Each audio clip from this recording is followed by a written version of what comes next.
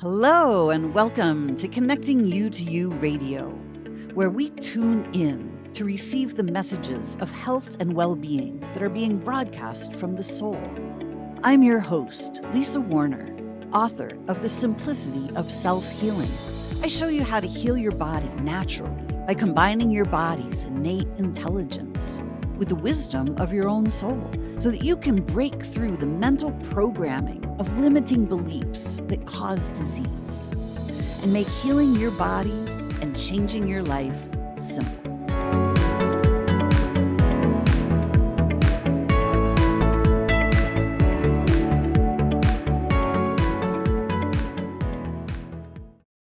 Hello and welcome to another Solution Sunday, where the soul is the solution.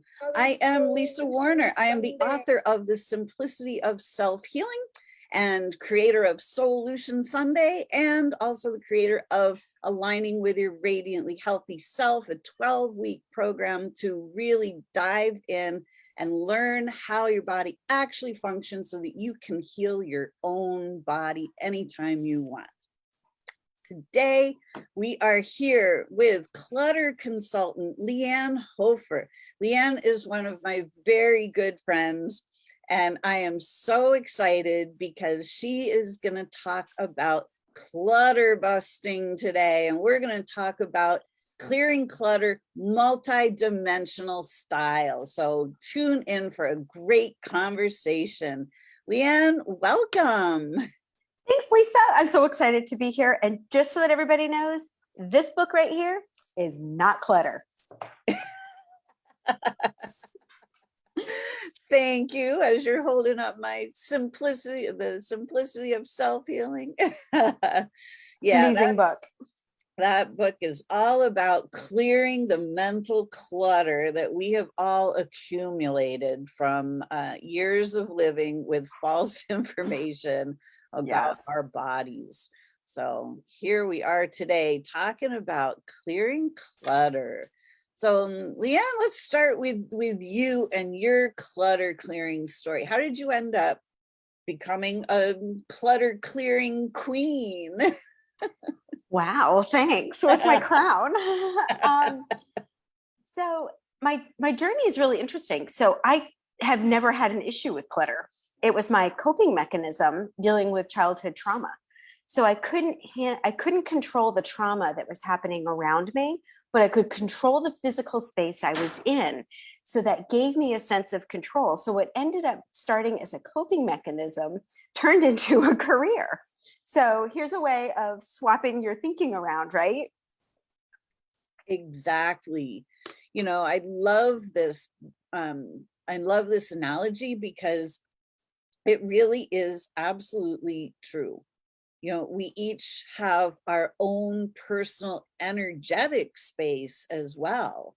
Mm-hmm. And that is the only thing that we can control is the stuff that is directly under our own control. We can't control anybody else. We cannot control the world around us, and we're not supposed to. That's not our job. Well, we have a friend who talks about his 3 feet, right? Exactly. Keeping your 3 feet. You can only control what's directly around you. Exactly. So, as an adult, you can easily, if you're in a bad spot, you can walk away from somebody who's giving you that funky vibe or somebody who doesn't feel good. You can walk away. And if you're sitting in a space that's filled with a whole bunch of stuff and it doesn't feel good, you can control that.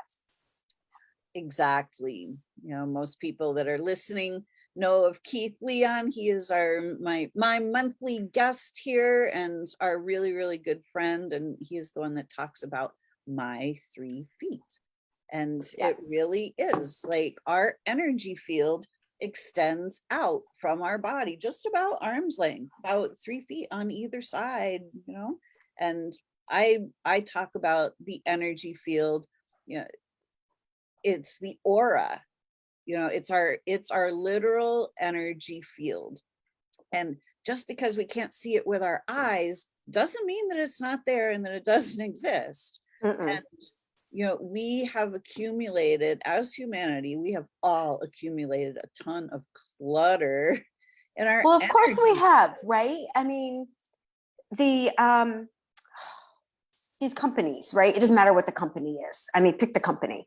Anybody that's got a storefront, anyone who's advertising online, they spent billions of dollars to figure out how to get into our little heads and tell us we're going to feel happier if, and of course, what are we all looking for? We're looking to be happy. Everybody wants to be happy. Everything is driven by that. Exactly. And why is that? Because it's our natural state of being. It is what is natural to feel good.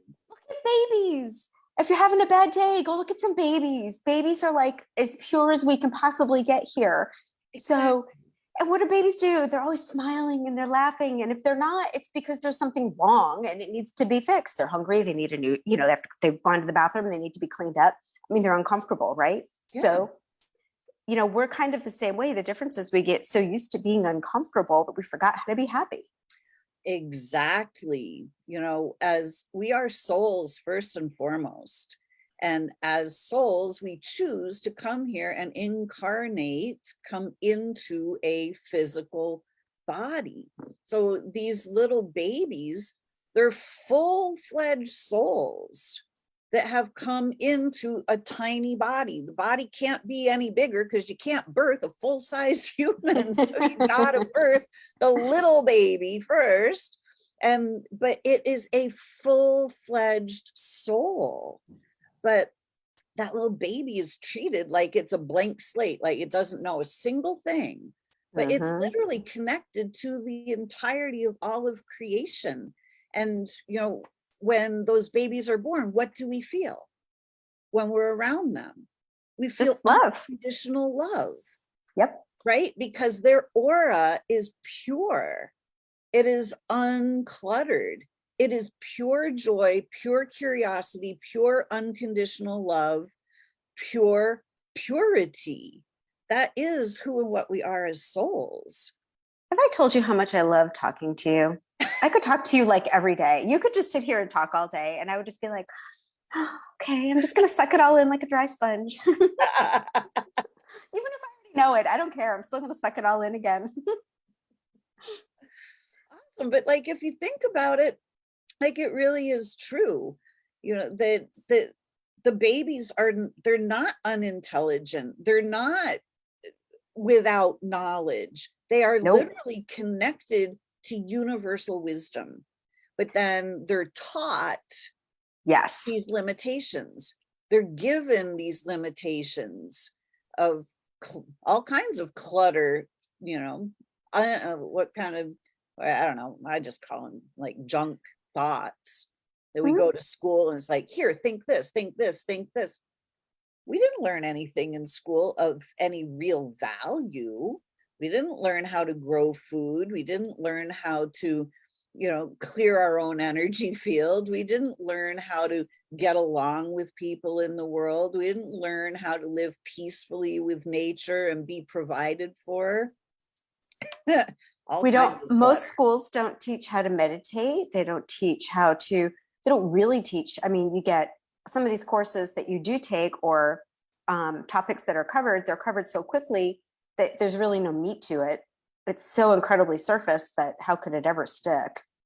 Right, exactly. It's insane. So we have to really start looking at where is the clutter in our lives.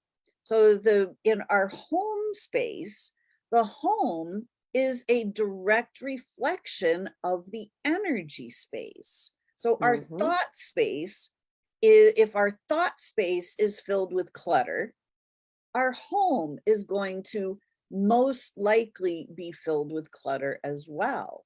Or there's going to be some form of physical clutter, whether it's the physical body not working the way you want it to work because it is bogged down with energetic clutter. Yeah. Yep. So one of the things that I love is when someone calls me and says, I need some help, and I get to go into their space, I immediately can see the step-by-step process, right? What are we going to do to get, what would be the best way to go through this stuff? But what I'm really paying attention to when I talk with somebody is, what are they saying? How are they saying it? How are they holding themselves? How do they handle their stuff while they're walking around in it? Are they touching it? Are they refusing to touch it? How much is there? What's there? Those are the things that I'm looking for. The rest of it, it's so interesting because I'm like, yeah, we can do this. I mean, this is not a big deal. But I think we build it up to be such a big deal. And then we give that physical clutter so much power, it doesn't have power. When we take that power away, it's just like what we were talking about before we went live, right? When we take our power back, it's so easy. So it's fascinating when people are able to break. And I see them at the end of a session. We had this one woman, and it was fascinating because she was a shaman and she couldn't touch her stuff when we started. 5 sessions in, she's finally, I looked up at her and I said, don't look now, but you're touching your stuff. And she's like, oh my God, I am. It was so cool. But it was fascinating. She couldn't even touch her own stuff when we were talking about what do we keep and what do we let go and where does it go and how do you want to handle it? It was fascinating. She's just one of like a gazillion examples, but yeah, it was. And then once we were done, to see her sitting in this space with just this lightness about her and just this easy grin, it was amazing. Amazing. Wow. That's Yeah. so cool. You know, my space, I grew up with a mom who was like a total neat freak, you know, for lack of a better word. You could do the white glove, you could still do the white glove test pretty much anywhere in the house. Everything is always in its place. Like there's never a dish in the sink. You know, like everything is always exactly where it's supposed to be. Mhm. And I was never particularly like that. Like I didn't understand like why is everything so rigid all the time? And so I think I kind of swung my pendulum the other way for a while, that like I always know where everything is, but like it's not in this like really neat, clean, clutter-free thing. Like there's I always have like piles of things on my desk or you know, stuff just like I don't know what to do with this right now. I'm just going to put it here and I'll deal with it later kind of thing. Well, that's really clutter. Clutter is really just a delayed decision. So it's Right? like, I'm not going to deal with it right now. So we're just going to set it over here. And that's what clutter is. And then it builds up. Yeah, exactly. Yeah. So your mom is somebody who really needs to keep her space. And part of that is probably, and I don't know your mom, so I can't say, but it's part of her ability to control what's going on around her and to control her thoughts. And so she's kind of like a hyper organized person. It's so fascinating. People come to my house and go, "Oh, your house is so neat and it's so tidy." And I'm like, "Well, that has been a process. I've been eliminating things since I was a kid. And I'm finally now in my mid 50s at a place where I don't feel like I have to shed a lot anymore. The things that are around me are things that at my current place where I live all have meaning or purpose. And that's why they're there, either to me or to the other people that I live with. That's it. There isn't a lot of that extra stuff, but it's taken me 50 years to get here. This isn't something that just happened overnight. And my mom she's not with us anymore, but she was depressed. She was in a horrible marriage. She was dealing with her own demons and she was a mess. And what I found is when I went and cleaned off the dining room table, which was our dumping ground as a kid, right? We'd come home from school, we'd dump all our stuff on the table. The mail went on the table. The newspapers back in the day, the table was always like this mound of, just crap. And I would go through and make different piles. This is the mail. I would open the mail. These are the bills. These are the statements. These are, school things for my family, my siblings and me. These were things that my mom did Tupperware. This was Tupperware stuff. This was my dad's stuff. Just made these little organized little piles. And you could almost see her depression kind of lift a little. And it was easier for her to focus on what she was doing and to engage in life again. And I think it was because everything wasn't scattered all over the place. Her energy was physically represented by her stuff. So when I was able to give that stuff some sort, and here's the other thing, I gave it some sort of semblance, right? You don't have to be perfect. It does not have to be perfect. I want to take that off of people. I think when people hear organized, everything has to be just so. No. Take that out of your, just pluck that right out of your head and just put that in the recycle bin and let that get taken care of by somebody else. It just needs to work for you. So if maintaining a couple of piles on your desk that are neat works for you, that's fine. You don't have to have your desk totally cleared off. If you want your desk completely cleared off, then that's a different conversation, but you don't have to. And I think that that's part of it, right? We put all this pressure on ourselves that we have to be perfect. No, everything does not have to be perfectly placed unless that's what you want. Beautiful. Now, I know that you work with people remotely, like you don't even have to go to their house. Correct. And yeah, we've got a mutual friend that you worked with that I think she's lived in a different state. And now she's like, oh my gosh, like, I can't believe how happy I am. I got up and I made my bed this morning. It was such a big deal before. And now I just make my bed. And like, my house is really clutter free. And I just feel so amazing. Like, how do you work with people when remotely like that? That's my favorite way to work.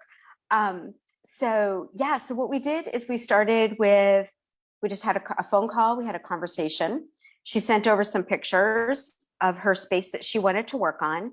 And then we had video phone call for an hour to an hour and a half, a couple of times. I walked her through the process. She created some homework. So built into that time, she had to have some time after we hung up to answer the homework that we created. And then we had some check-ins along the way.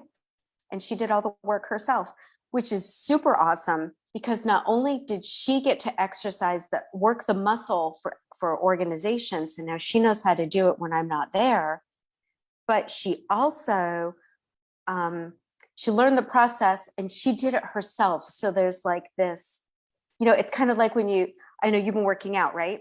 You've been working out and all of a sudden you're lifting 10 pounds and you're like, wow, this is really heavy. And then the next thing you know, they're like, well, let's go to 20 pounds. And you do the 20 pounds. And then when you go back to the 10 is like super easy. It's the same thing.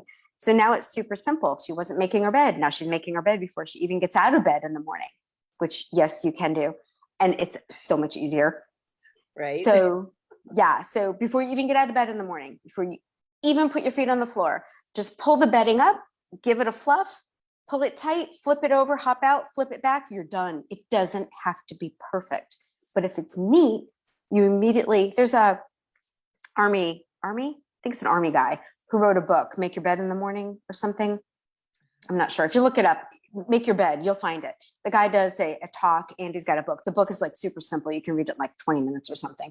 But the idea is when you make your bed in the morning, you immediately get a win because you've already completed a task, but you've also left your space looking good. Making your bed makes your bedroom look neat right away, even if there's piles of clothes and stuff all over. Yeah, that's true. That's a great tip. Yeah. Oh yeah. Well, we got to do some wisdom drop, right? Right? Absolutely. So that's how we worked together remotely. It was a little bit of phone call, a little bit of video call, and then, agreeing to what do you feel that you can take on as homework and you can actually accomplish? Because there's no point in saying, go through that stack of books. If you're looking at that stack of books and going, I don't know what to do with all of them. Well, that's not going to work. But if you agree that you can make your bed every day, well, let's start with that. Beautiful. Lori says, just finished making my bed. Yay, Lori! Good morning, Lori. We've got Delbert and Branny. So good morning, everyone. Glad you're here. Yeah, if anybody has any questions, comments, drop them in the chat. Here we are here on Facebook. If you're watching on YouTube, drop comments for us. We're happy to answer there on YouTube as well. And if you're on YouTube, subscribe to my channel. It's a great channel. You should subscribe. Right? Yeah, my brain is open. What do you want to know? Let's talk. Let's talk Right. clutter. Yeah. So what kinds of mental clutter do you think people have? Oh gosh, trash talk. Trash talk. Trash talk. We're all talking trash to ourselves, right? I'm not good enough. I'm too fat. I'm too thin. I'm too this. I'm too that. I'm too loud. I'm too quiet. I'm too, yeah. That one is definitely a little more challenging from in my perspective. For me, that was where my clutter sat. My clutter sat with, you're not good enough. And identifying, I think the hardest part for me, everyone said, oh, watch out for your ego, watch out for your ego, because that's essentially what's talking. So for me, it was hard to identify when is that voice coming in and to tell it to shut up. And then once I figured out how to do that, then I was able to do the work. For me, that was the hardest part, was being able to identify it, understand it. And that took a long time. It's like, I know I'm good enough, but yet I'm hearing I'm not. And I'm hearing it from me. So how do I turn that off? And that took some work. Yeah, I mean, it's insane when we come into these bodies as pure souls and nothing but unconditional love and light and joy and curiosity. And then to get everything turned around to, I'm not okay, I'm not good enough, there's something wrong with me. It takes a lot of work to get to that point, to stop believing in ourselves, to stop knowing who we are. Because when we know who we are as these grand souls, we don't believe any of that stuff. None of that stuff is relevant because we know that we are pure unconditional love, that we are totally worthy, that we are here for a reason, and that we deserve to be here, and that we deserve to live happy, healthy, peaceful lives, without being constantly poked and prodded and told that we're not good enough or that we should be doing it differently. Exactly. So turn off your television, stop looking at the magazines at the checkout counter at the grocery store, and you will be so much happier. Right? Turning off the TV was like the greatest gift I ever gave myself. I was yeah. Right? It was like for so long, I was just so uncomfortable in this society. Like I had so many memories of like being connected to source and unconditional love, and I knew for certain that this planet we were supposed to be able to live in peace and harmony and be provided for, and but that's not the way it worked here. And I could never fit into the society the way it was. And so I always felt like I was the outcast or the reject, or I was always corrected or told that I was wrong. So my self-esteem was just itty bitty. Like I was like this little shell of myself, which of course led to me having physical disease. That was the problem. My body wasn't the problem. The being a shell of myself, that's the problem. Yes. Yes. I'm so glad that you turned off the TV, and I'm so glad that you're here, and I'm so glad that you wrote your book, and I'm so glad that you're doing all these things, and I'm so glad all these people are following you, because I think you have so much wisdom. So much wisdom. Thanks. I can remember, I have this memory. I was sitting in my parents' Volkswagen Beetle Bug, because we had a yellow one and an orange one. Why do I remember that? But I remember not being able to speak English to my parents, right? But I remember trying to communicate to them and changing what I was saying to match what they were saying. So while I don't have the same memories that you have, it's fascinating that I can recall those memories of, and that's what, it's fun because that's what lets me say, yeah, you don't have to listen to everything that you think. So it's finding your hook, right? You found your hook. That was my hook, to be able to understand, kind of start to understand that little voice in my head, not to believe it. So, so let's talk about your kitchen for a moment. And you don't have to answer because I don't want to put you on the spot, but most of us have a blender in the kitchen. And some of us also have a NutriBullet in the kitchen. And some of us also have a Vitamix in the kitchen. They all do the same thing, but yet we've got these 3 different products. Why do we have them? Because we've been marketed to. There's that whole TV reading the videos, right? We're told that we'll be happier. And it's fascinating, right? This statement, right? I'll be happy when, right? I'll be happy when I lose 10 pounds. I'll be happy when I get married. I'll be happy when, I get a dog. I'll be happy when I get a diamond ring. I'll be happy, no, be happy now. But we're marketed to buy this stuff. And then this is where the spiral starts. So now you've got 3 different products that are big and bulky in your kitchen. Why did you get them?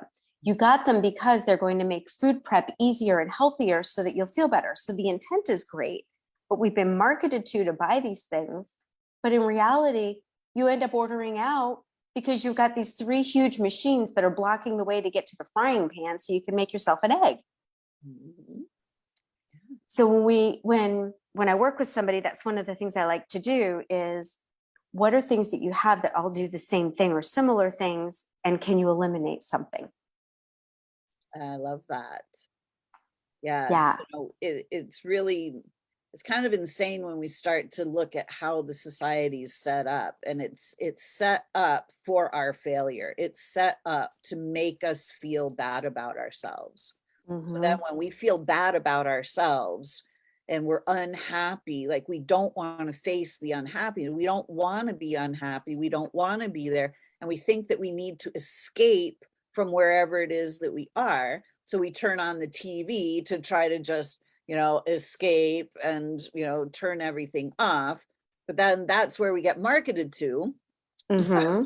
So it's like, oh, well, now that we have your full attention here, we're just going to keep throwing these marketing things at you. So then you're going to believe that you're going to be happier. There's a pill for that. Right. And what do they show people doing? They show people smiling and laughing and having a great time. I mean, seriously, when is the last time you sat in a bathtub outside? Most of us don't do that on a regular basis. If you do, oh my God, you are my people. But most of us don't. I mean, I don't have a bathtub outside to go sit in. I mean, that would be fabulous, but. I have lakes.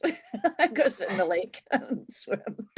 We have a defunct community pool that they can't make work. So, I mean, but here's the thing, right? I mean, people bought whatever that was because of what they were being shown. But seriously, how many people sit outside in a bathtub? Or, back to the NutriBullet thing, right? I mean, we bought all these things because we thought they were going to make us happy. Because you don't see somebody making a smoothie and then they go drink from the smoothie and are like, that was awful. No, they're like making something and they're like, woohoo, this is like the best thing ever. And their kids are happy and they're happy. And the husband comes in and gives them a kiss on the neck. And it's like, well, who doesn't want that? Right.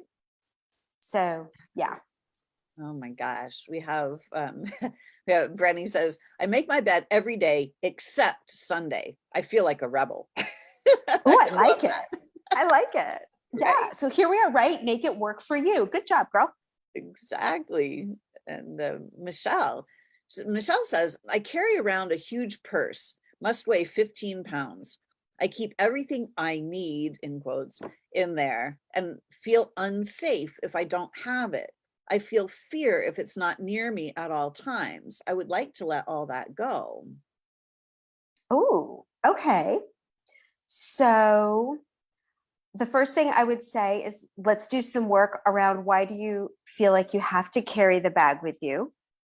And could you start maybe taking little teeny trips that you would normally take it with you? Could you not take it with you? And if that's too much, then I would say, what's something in your bag that does 2 things that you could let go of? So maybe you've got hand lotion in there, and you don't really need hand lotion if you're going to the grocery store because you have hand sanitizer and you're going to use the hand sanitizer. You get that. We want to watch the germ thing right now, I guess.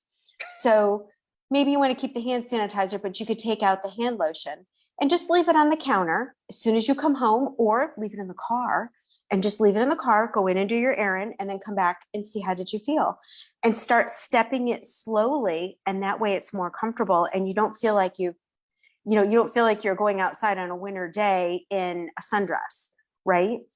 Maybe start with, could I loosen the scarf and go outside and see how I feel? And then the next time, maybe take the scarf off and see how I feel. So that would be how I would start with that. That's great advice. Yeah, and I know Michelle's not alone in that. I've known people that have that same thing. I had a student, one of my figure skating students a long time ago. He was a special needs skater, but his skating bag, I swear, he would have like 5 cans of tuna fish in there. He's like, well, I might get hungry, It's like, Mhm. oh, yeah, it's like Maybe not 5 cans worth. Maybe we could Right? start with, but this is where I would start with, well, let's start with 4. Could you leave one at home and do that for a little while and get comfortable there? Because you can get comfortable with very little, but it takes time. So you only need in your home, you only need 20% of what's there. You could eliminate the other 80% and live just fine. So here's a great technique to see how much you actually wear in your closet. I would challenge you that from here on in, we're at the end of the summer, getting towards the end of the summer season, right? So for the rest of the summer season, every time that you hang something up in your closet, normally your hanger goes like this. Turn your hanger around and have it go backwards. At the end of this season, when you hit mid-September, you guys are in the Adirondacks, so roughly the middle end of September.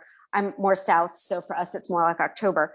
How many hangers are still hanging this way, and how many hangers are hanging this way? These are the things that you wore. These are the things that are still there. So it's a nice, easy way to see what are you wearing and what are you holding on to that you're not wearing. So it'll be easier going into the winter season at this point because we're already kind of midsummer, or whatever season you're in. If you're on the other side of the world, you're in your winter season, you're getting ready to go into summer.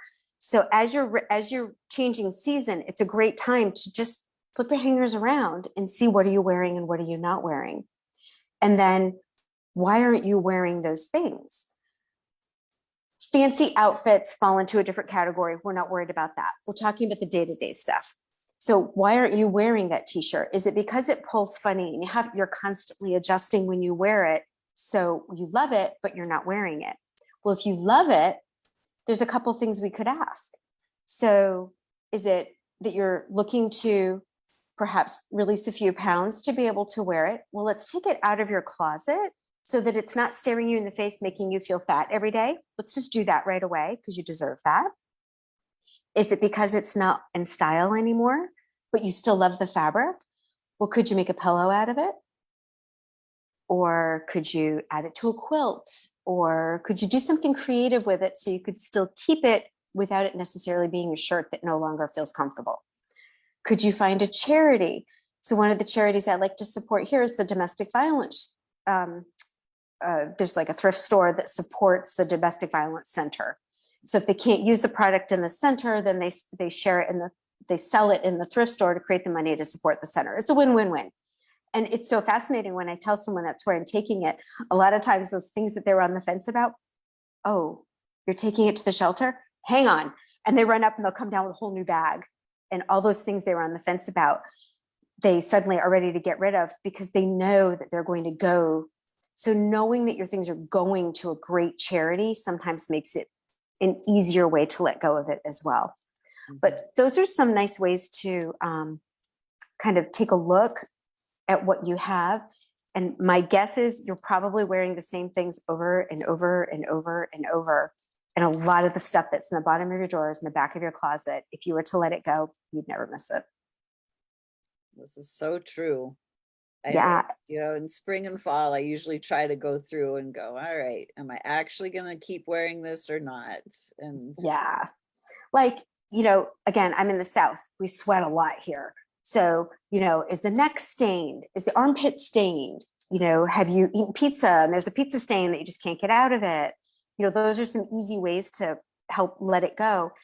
And from the other side of it, all of that stuff that's in your space, you have to put out energy to maintain it, whether it's working to pay the cleaner, to have the cleaner come in to clean it for you, or you have to clean it yourself, or you have to move it, or the energy that has to go into maintaining all of that stuff is gigantic. It's bigger than we think. So how many times have people said, I quit my job as a CEO and I took this much simpler job and all of a sudden life was happy again? Because you're not working to be a member of a country club, to be with people who are so impressed with all of these things that really don't mean anything. Exactly. We're, as a society, we're so taught to be consumers, and we're taught that we have to do things so that we can have things. And we're never taught about just simply being. There's no value in just being. You have to be productive. You have to be a contributing member of society by doing something. It's like we contribute far more to society by being happy. Yes. I think that's why we're seeing the tiny house movement and the van life movement really gaining so much momentum, is that people are starting to recognize that being in the moment, that living in the moment. I mean, yes, you have to think ahead, and yes, we have to have money and we have to do all these things. But the more that we can be present in the moment, that we truly are happier. And a lot of times, so the founders of the minimalists, one of the guys says, I was sitting here on a Sunday cleaning out my garage and realizing that I wasn't spending time with my child because I was busy cleaning out the garage. Well, now imagine if you didn't have all of that in the garage, and keeping up with your garage only took a couple of minutes on a regular basis versus having to take full days out of your life. Imagine how much happier you would be. And you're teaching your children, the incoming generation, how to live with less, to be happier, to not have all of this stuff, because now they can focus on themselves and exactly what you just said, be. Exactly. Lori says it also comes down to happy with what we already have. We are not in competition with anyone else. Marketing doesn't work as well when we remain grateful. Yes. So true. Yeah. So every day in my world is Christmas. I love it when people open something up and they go, oh, I've been looking for that. It's like, we hear that like 17,000 times during a session with someone. Oh, I've been looking for that. Oh, I forgot I had that. Oh, I love that. And then we go into the story behind it. And to me, that's the magic of keeping something, when there's like this amazing story, but yet when they're done with the story and they talk about it and they're like, yeah, I'm good with it. It's like, you don't stay in the same place. Where you were 10 years ago is not where you are today. And it's not where you'll be 10 years from now. So the things that you have now have supported you to get here, but are they supporting you to where you want to go? And that's kind of a fun spin on your stuff. Yeah. Yeah. And Michelle with the purse says, thank you. Just talking about it is very uncomfortable. Oh, I'm so glad that you felt safe to just post that, Michelle. Yeah. But yeah, try leaving one thing in your car and just see, like when you go to the grocery store, just take one thing out, leave it in the car, and just see how you feel. Yeah. You can do this, Michelle. She has made so many strides over the last couple of years that she's just becoming a whole new Michelle. Well, I'm proud of her for asking. That was great. Right? Exactly. And just, and making the choice to let it all go, to, realize that, what, this really isn't serving me anymore.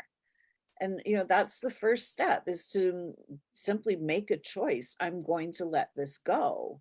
And it doesn't mean that you have to stop cold turkey. It means that I'm going to let this go. I'm visualizing myself being free from this thing.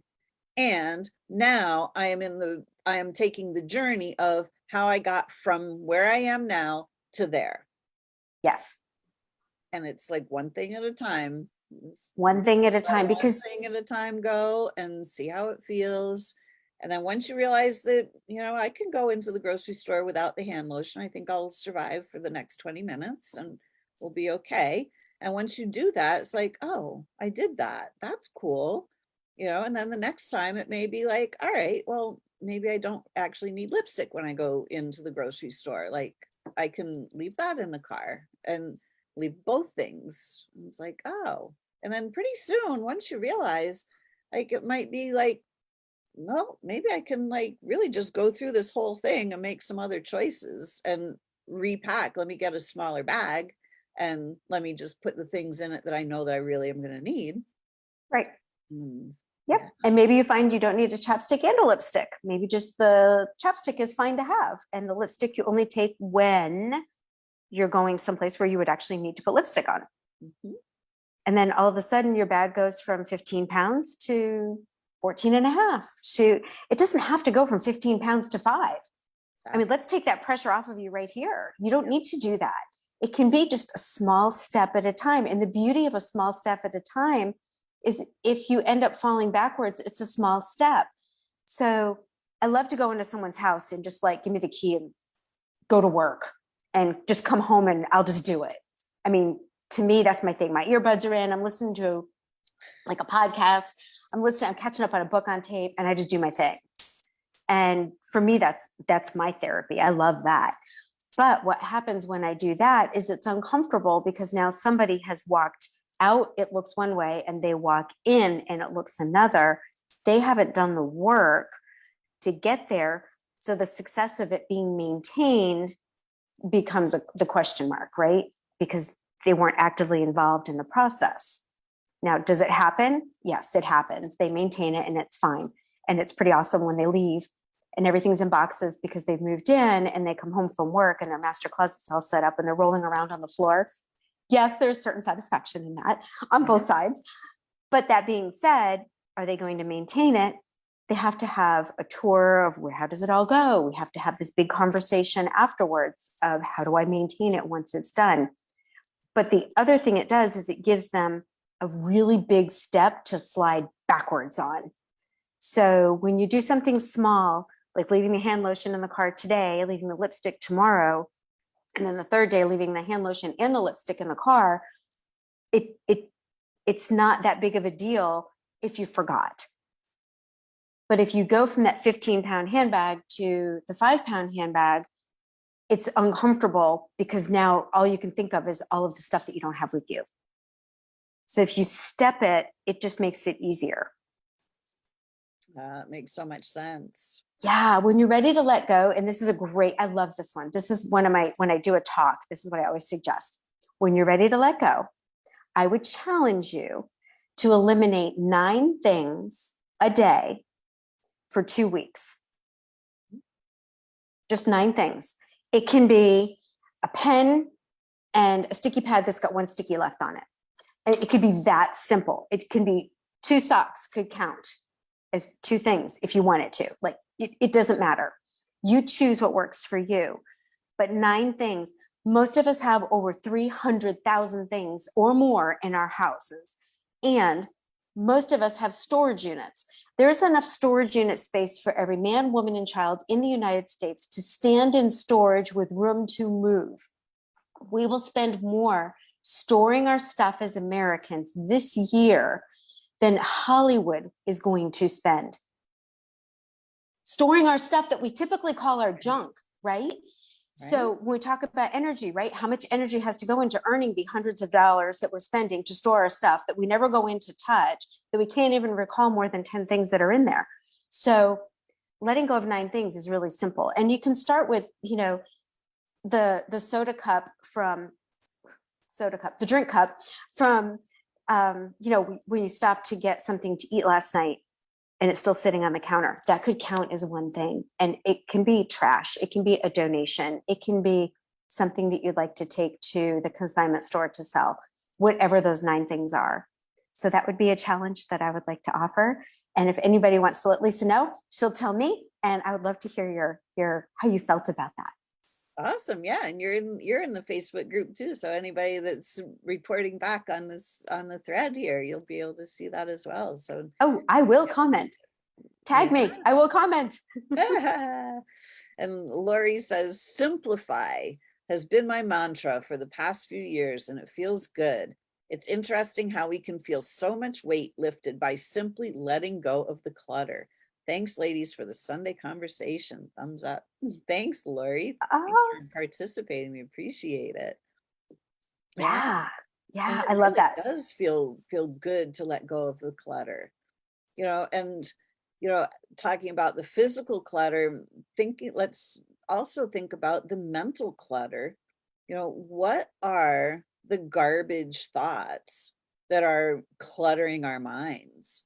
What are the self-defeating, self-devaluing thoughts of lack or limitation, or I'm not good enough, fear, doubt, guilt, shame, blame, worry, anxiety, all of those things, those negative things, don't belong to any of us. Those are taught. Those are society taught, society crammed down our throat. Yep. So the next time you have those things, write them on your sticky pad.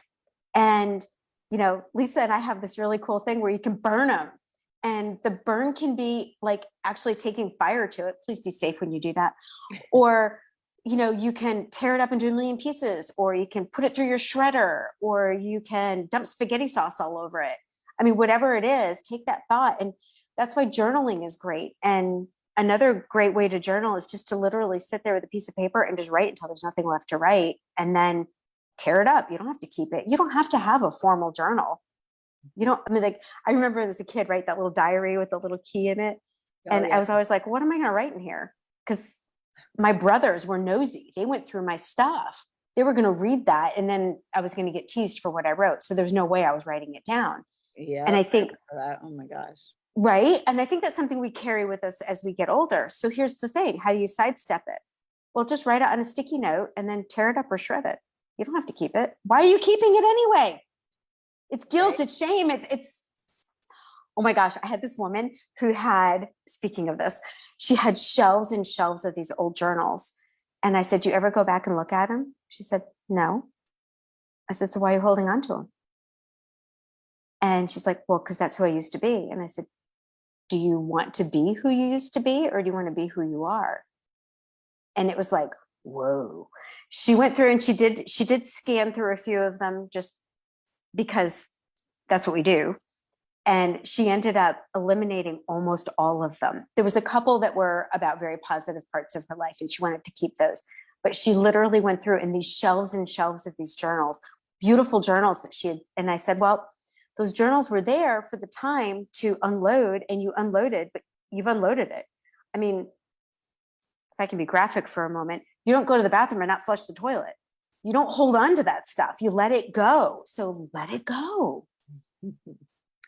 Exactly. When we write stuff down in the journal, it's like if we just simply sit down when we're having a bad day and we just write about it in the journal, we can start to see what we're thinking.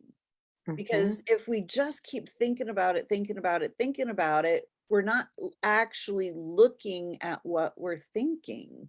We just allow it to run around and around. But if you actually write it out, it's really revelation to go, whoa, is that even true?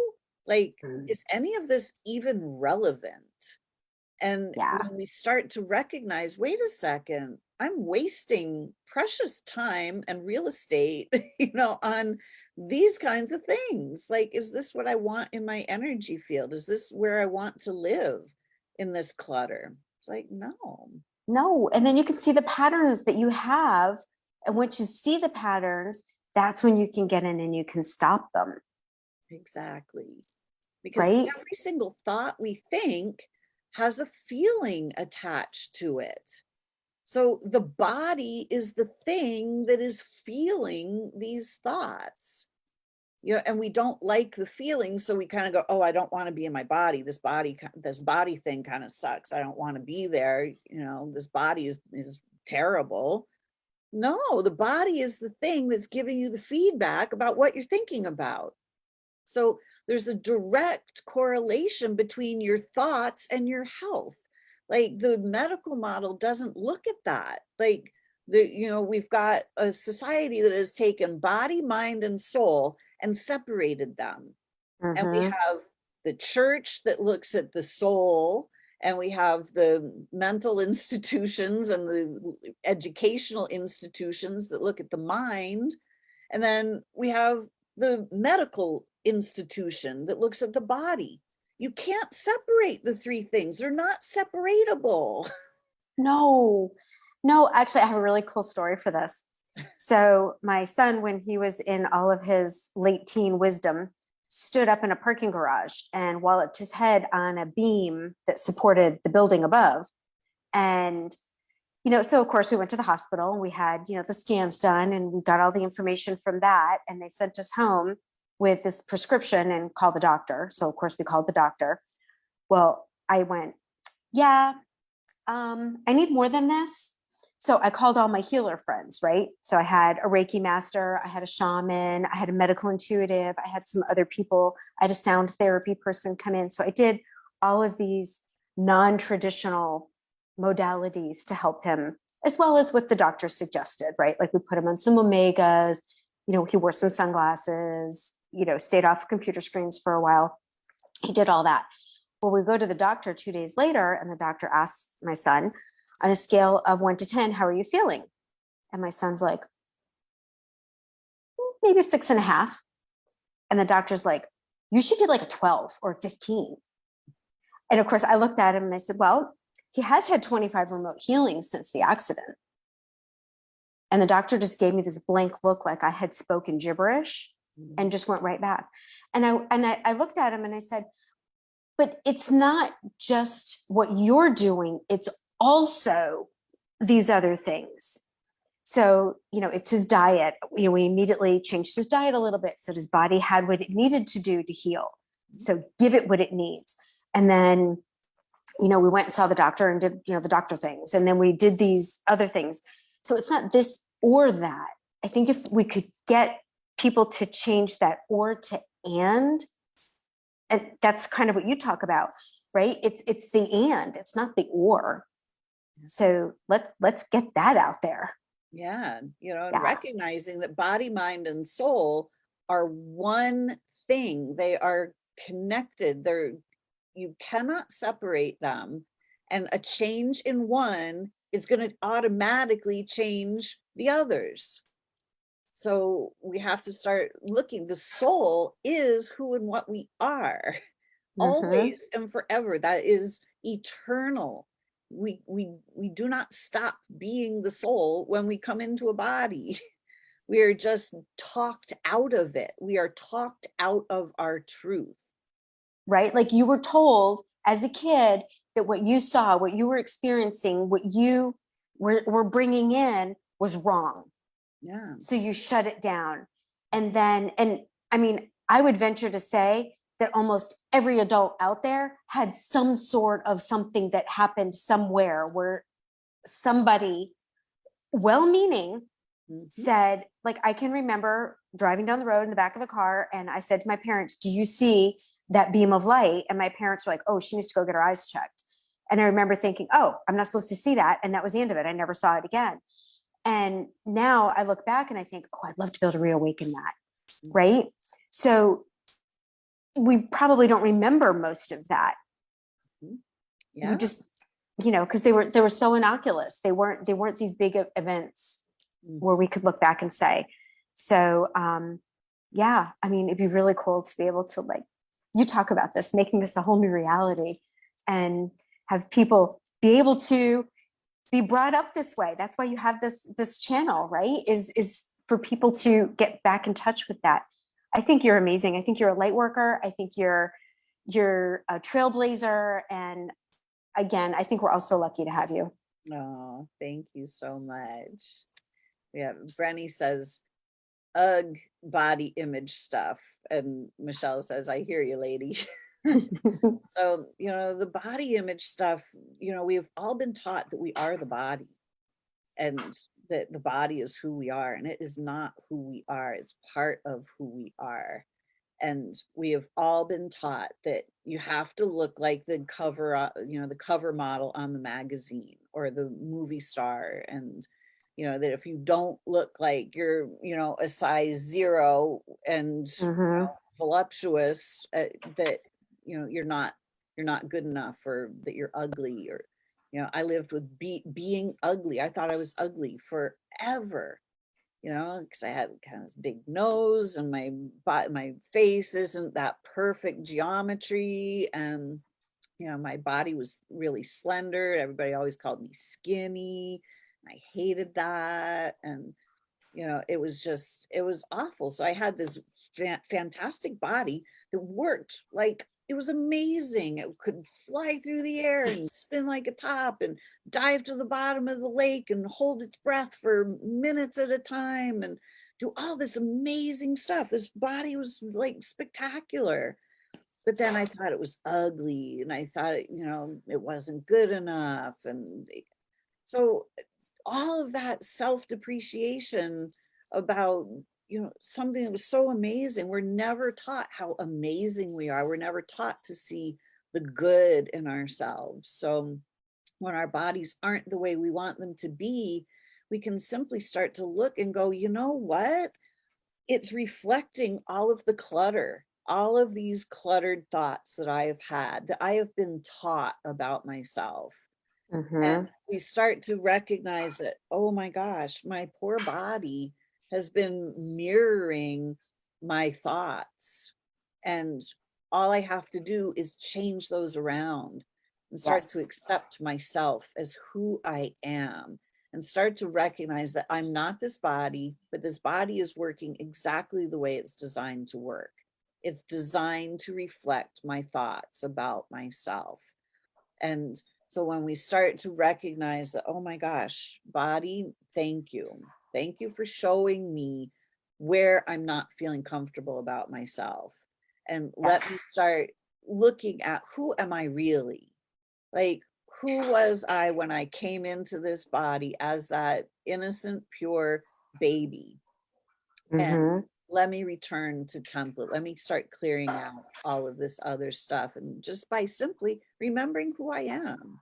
And when we start to remember who we are, we can start to know ourselves. And when we know who we are, nobody can convince us that we're ugly, or we're not smart enough, or that we don't know what we're talking about. Just simply stand in our truth. Exactly. And a great way to do that is just to start appreciating, right? Appreciate. What can you appreciate? What can you appreciate about your body? Can you appreciate the fact that you swung out of bed this morning and you're able to put both feet on the floor? And then maybe as you walk to the bathroom, each foot hits the floor and it's thank you, thank you, thank you, thank you. And that's your mantra on the way to the restroom. And, that could be the way you start your day. Talk about starting your day, appreciating your body, being in a good mood, focusing on the positive. Oh my gosh, that changes like the whole day, right? And that only took 30 seconds. Right? Exactly. I try to start my day, before I get out of bed. I just simply notice my own light. I just pretend that I can see light coming out of my body, and just start to recognize, like, I am that light. And I just start to focus on it, and I start to allow it to shine. I make a choice to just have a great day and see what unfolds. What's fascinating is when we do these things, how everything else kind of falls into place. Exactly. Like, we're able to start to recognize those patterns. We're able to hear that little voice that's telling us I'm not good enough. All of a sudden you can pick it out of the noisy clutter that's going on in our brain. All of a sudden you can pick it out and you can say, oh, hang on, that's not right. Let's change that thought. I was with a friend last night and we were talking just about that, just how when something happens, we're commenting how we have finally reached a point where we can recognize it at least occasionally, when we have those thoughts, and how we can say, oh, wait a minute, that's not my thought. I don't need to have that. I could change that. Exactly. It was a really cool conversation. I love it. Yeah, that's right up my alley for sure. Mm-hmm. Brenny says, seems like everybody has something, and we all need to see ourselves for the beautiful souls we are. Exactly. Exactly. Yes, we are We far came, more magnificent than we've been allowed to know. exactly. We came here to experience this non bigness, right? We came here to experience limitations and to have this. That's why we're here. So as we work through it, it's really cool, right? I mean, and we all do it the way we're supposed to do it. And comparison, oh gosh, this was a big conversation last night, was comparison is the thief of happiness. Yep. So, you are where you are, and that's perfect. And just keep taking your little steps. That way, if you do slide back, it's a small step. It's just the tip of your toe, grab the ground. It's not you're flat out on your stomach. And, you're going to take your steps as you go, and everyone's doing it differently. And as you go, you affect all the people around you. How cool is that? And it's positive. Just like, when you walk into a room. So here's talking about some of that other clutter, right?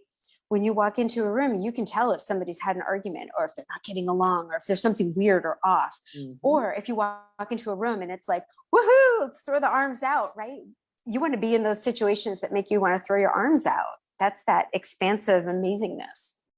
Exactly. Yay. This has been such a great conversation, giving us everybody so much to think about, to just start to notice, where is the clutter in your life? Where do you have clutter in your home? Where do you have clutter in your thought pattern? What are those patterns? Just start to simply notice. And the first step to clear it is to choose to clear it. Make that choice to clear that clutter. And it doesn't matter where you start. Exactly. It does not matter. But wherever you start, it's going to affect everything. Exactly. In the most perfect and beautiful way. We love that. Beautiful. So Lianne, how do people reach you if they'd like to clear their clutter and have some guidance on that? Well, thanks for asking. Anybody can find me on Facebook at The Clutter Consultant, and they can find me at liannehofer.com, which is, my name is spelled a little bit differently. So it's liannehofer.com. Or you can find me at theclutterconsultant.com. Beautiful. I'm just typing it in to Facebook. Well, thank you for that. There you go. Beautiful. So if you are looking for somebody to help you clear that clutter, bust through it, and create brand new patterns for yourself of clarity, then please reach out to Lianne. As you can tell, she is awesome to work with. She's got a great attitude. She's got a beautiful sense of humor, and she's just a generally amazing person to spend some time with. So it'll be a great investment in yourself. So, well, thank you, Lisa. And if you haven't gotten Lisa's book, shameless plug, definitely recommend getting this book. It's amazing. And she has a new program coming out, and it starts on Wednesday. Sign up now. You got it. It's always very exciting. I love taking people through this 12-week journey into themselves to clear out all of these cluttered thought patterns that we've all been taught that are holding us back and preventing us from being the radiantly healthy beings that we are born to be. Exactly. That's why I'm signing up, and that's why I'm going to do it. So maybe I'll see you there. I am so excited about this, Lianne. Yay. All right. So everyone, thank you so much for joining us for another Solution Sunday, because the soul is the solution. So thanks for joining us. Until next week, create for yourselves a clutter-free, great week. Bye for now. Thanks for listening to this episode of Connecting You to You Radio. If you've enjoyed this podcast, please subscribe and share it with your friends. Are you ready to discover more about how simple healing your body can actually be when you do it from the higher wisdom of your soul? To learn more about what I do and how you can work with me, visit connectingyoutoyou.com and get on my mailing list to be the first to know about my latest offerings. If you'd like to interact with me on Facebook, please join my group, Soul Sourced Healing. Check the show notes below for these links and more. I hope to see you again next time on Connecting You to You Radio.